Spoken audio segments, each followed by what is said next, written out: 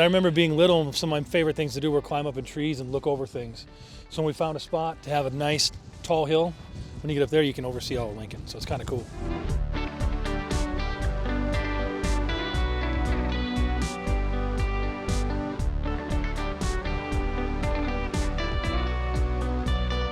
Whoa!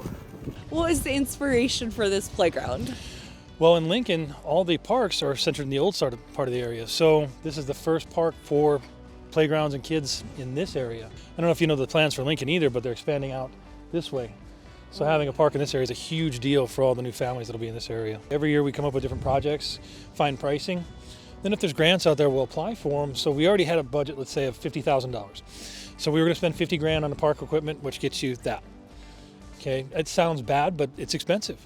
So when you get a grant that matches, or 60-20, 80-40, whatever it might be, you look at it and you're going, okay, well, we're still gonna spend the same amount, but now we can get a lot more. So we were at the same mill levies from the 1970s to the early 2000s.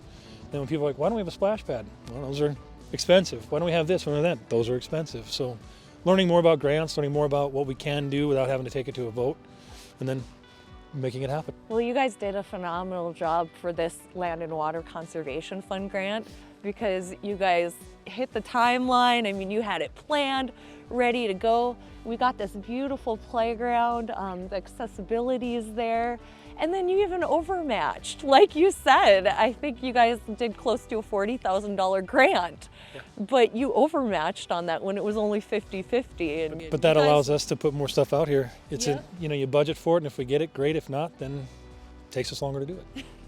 Is that fun? Obviously, we want to finish the sidewalk, so we'll have the sidewalk connect all the way down, and then the plans were to put in a zip line to go down the hill.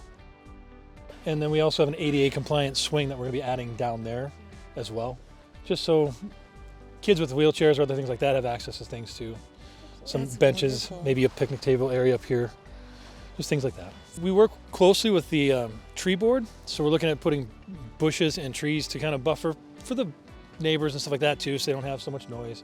Connecting the parks with walking paths and having areas for each so-called sub-neighborhood to have an area for them to actually call their own. And the goal is to actually have them all connect. That way at the end, obviously connect to the school, but then eventually have it to where this path leads to that park, that leads to that park, that leads to that park. So if you have kids in a stroller, you can go from one park to another, to another, to another, and end at the dog park.